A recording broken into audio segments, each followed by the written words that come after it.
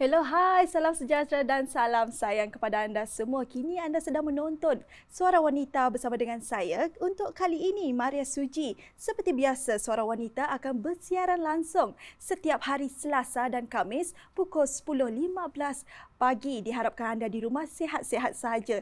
Tanpa melengahkan masa, mari kita berkenalan dengan Puan Nipek Suib, seorang usahawan dalam membuat kraft tangan daripada manik dan baju tradisional. Terima kasih Puan Nipek Suib kerana sudi bersama dengan kami di hari ini di set. Apa khabar Puan? Kabar baik semua. Ha. Okey, Puan boleh teruskan cerita tak? Dari mana Puan dapat benda ni? Adakah ini hasil daripada Puan sendiri ataupun membelinya? Boleh. Sebenarnya benda yang saya bawa ni adalah semua hasil tangan saya sendiri dan bahannya saya beli dari pasar lah. Saya beli bahan dia dari pasar dan buat sendiri. Hasil craft tangan saya dari kerja tangan saya sendirilah. Dari tahun berapa tu? Saya berkecimpung dalam tahun 2013. Tapi saya aktifkannya dalam 2015 sampai sekarang ya. Sebelum berkecimpung dalam bidang seperti ini, sebelum tu apa yang Puan buat? Adakah Puan ada kerja hakiki ke macam mana? Sebelum saya buat craft tangan ni, dulu saya berjual di market Batu 10. 2019 saya jual sayur, jual pisang dan buah-buahan lah, macam-macam jenis buah-buahan. Lepas tu saya mencoba untuk buat craft dalam warna bidayu lah. Lepas tu saya cuba buat jual di pasar market Batu 10, tapi saya tengok ada juga yang berminat dengan aksesori bidayu dalam manik. Okay, kalau saya bermula dengan modal yang sikit untuk saya buat craft.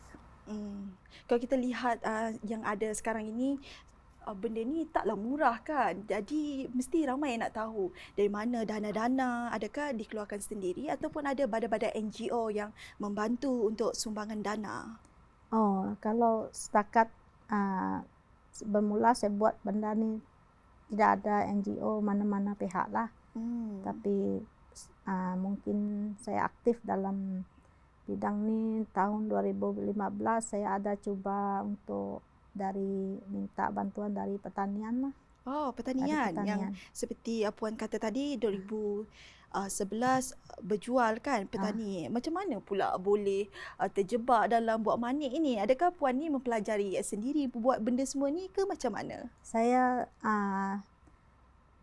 idea dari nenek saya dululah.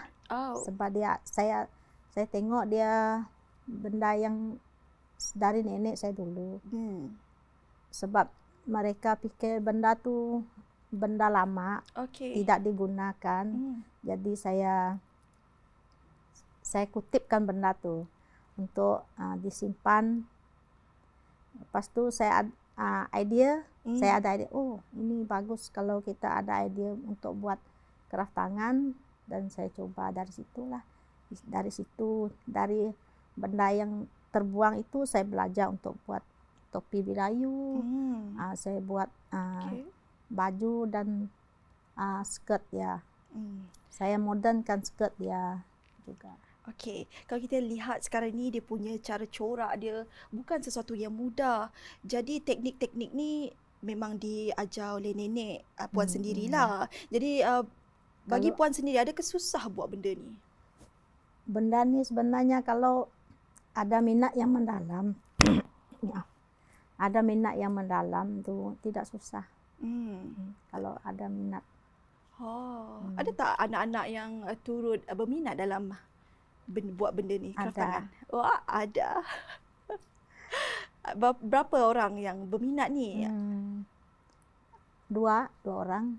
Dua-dua dia perempuan. Yang seorang tu Debra, sekarang dia sudah menjahit. Dia juga mengajar orang menjahit.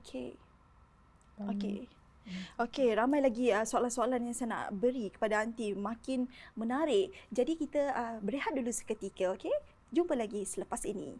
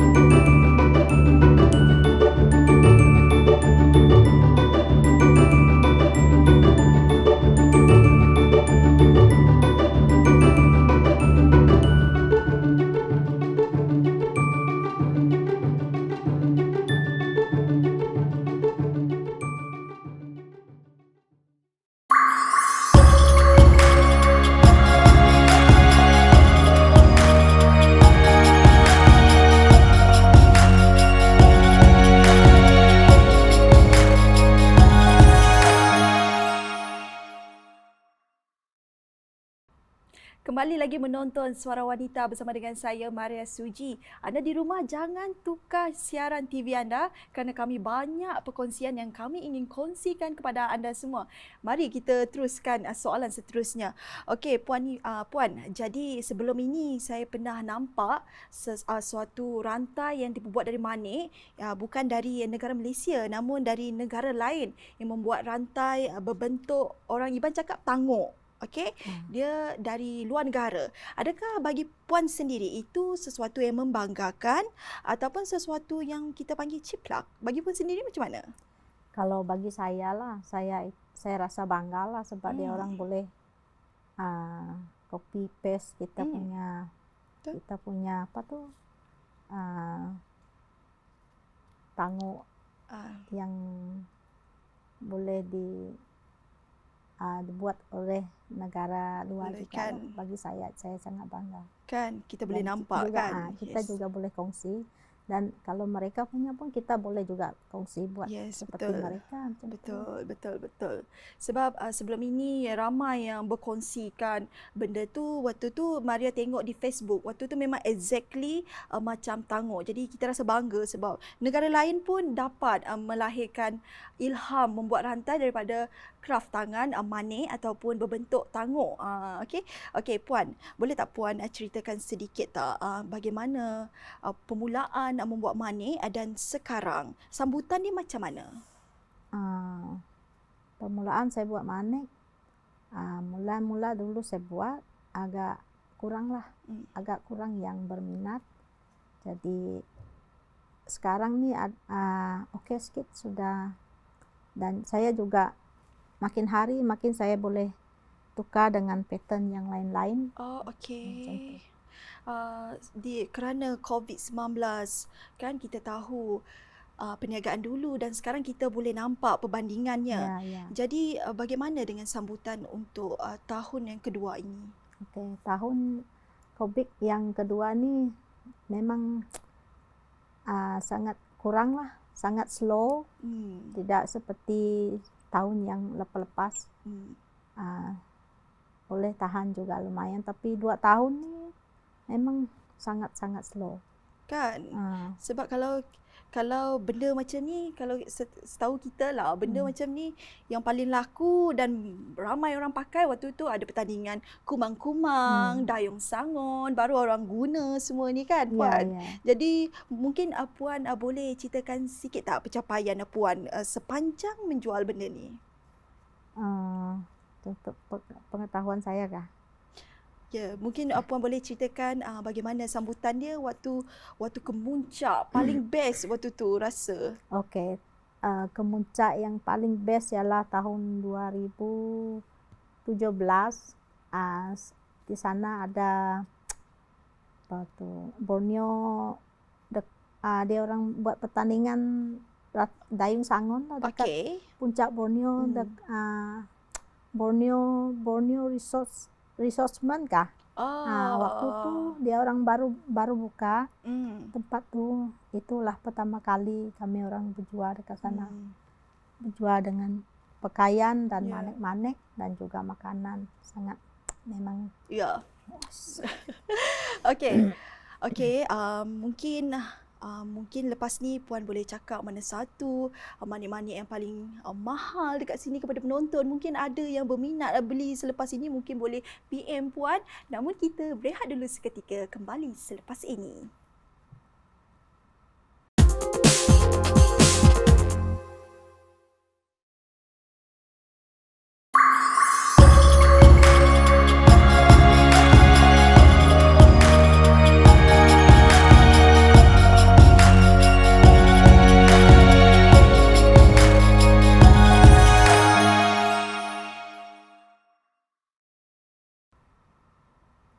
Terima kasih kerana masih setia menonton Suara Wanita. Okey, Puan Nipek, boleh ceritakan sedikit tak mana satu yang paling mahal dan adakah yang membuahkan hasil balik tak? Mana satu paling mahal dekat sini? Okey, mana yang mahal lah. Yang inilah yang paling mencabar dan mahal. Juga jenis manik, dia juga jenis manik yang mahal. So, ini pertama kali saya buat yang macam ni lah. Tapi yang berjalan dengan lancar ialah ini. Sebab dia kan warna bedayu. Dan yang terbaru saya buat yang jenis inilah. Jenis ni. Jenis yang saya pakai dan yang saya pakai sekarang. Okey. Memandangkan dah orang cakap dah pro membuat berbentuk bidayu. Ada rasa nak belajar tak kraft-kraft tangan dari bangsa lain? Ada. Memang sudah ada. Memang dah tahu ke macam mana? Dah tahu basic kita. Okey, bercakap mengenai manik, adakah yang membuahkan hasil balik bila menjual, dia membuahkan hasil balik untuk membeli manik semula? Dia pulang balik tak modal Puan? Kalau di segitu memang dia balik. Kita harus tahu caranya kita buat dengan kualitinya dan cara menjual juga.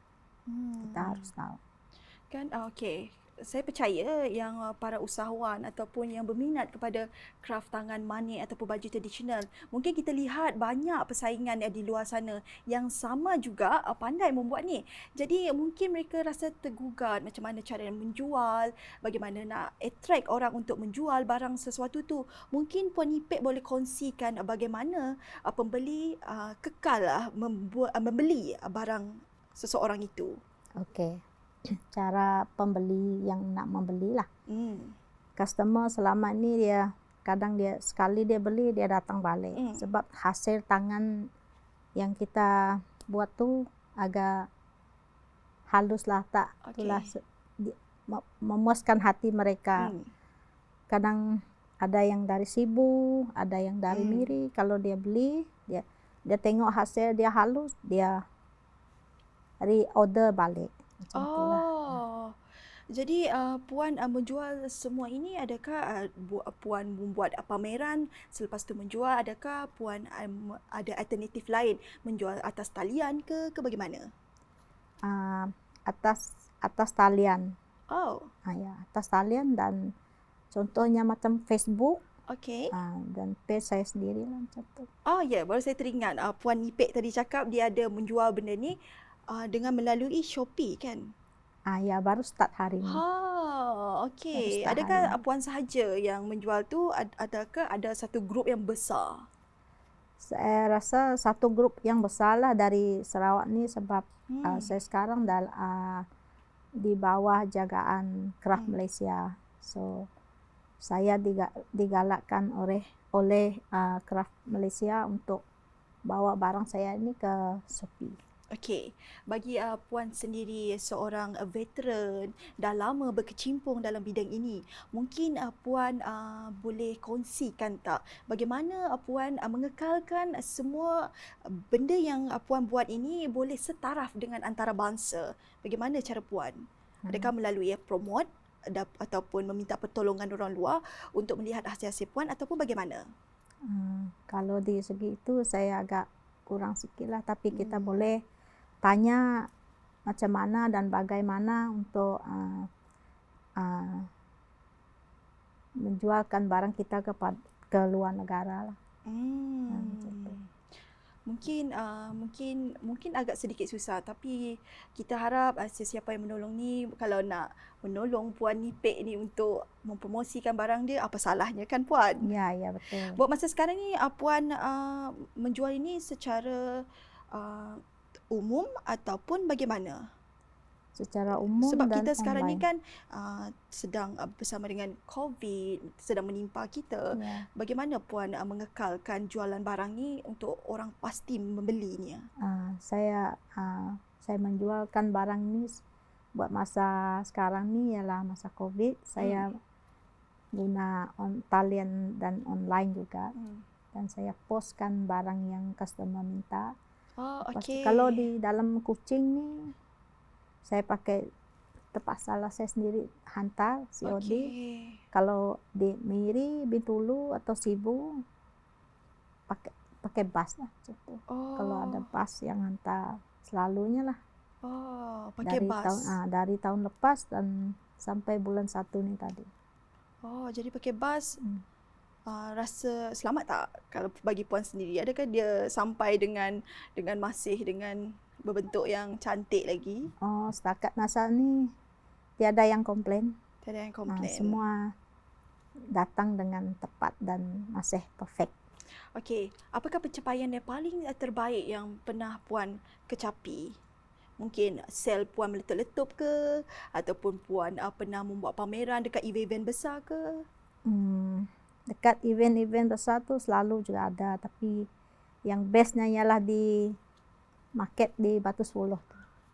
Di sana saya buat sel pakaian Bidayuh. Meletup lah. Meletup. Sebab tu kan tempat sendiri. Jadi hasil kerja tu mestilah dijaga dengan teliti lah. Majoritinya siapa pembeli benda semua ni? Majoriti dia bangsa sendiri lah Bidayuh. Tapi selebihnya dia ada Chinese, orang India, bangsa Melayu, Iban, semua bangsa ada beli. Ada beli. Kalau contoh, kalau benda ni tidak dapat kita jual ke macam mana Puan alternatif Puan? Benda ni kah mesti dijual kan. Okey Puan, last but not least, mungkin Puan boleh memberi kata-kata semangat kepada penonton yang sedang melihat Puan ketika ini, wanita-wanita yang ingin menceburi dalam bidang kraft tangan ini. Okey.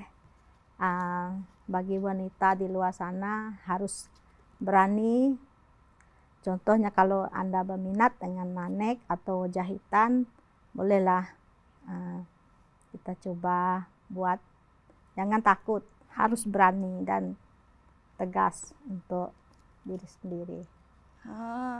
Baiklah, diharapkan apa yang dikongsikan kami hari ini dapat memberi inspirasi kepada anda semua. Sebarang pertanyaan boleh pergi ke laman web kami iaitu wanita@tvstv.my. Kita berjumpa lagi di episod akan datang. Bye. Bye.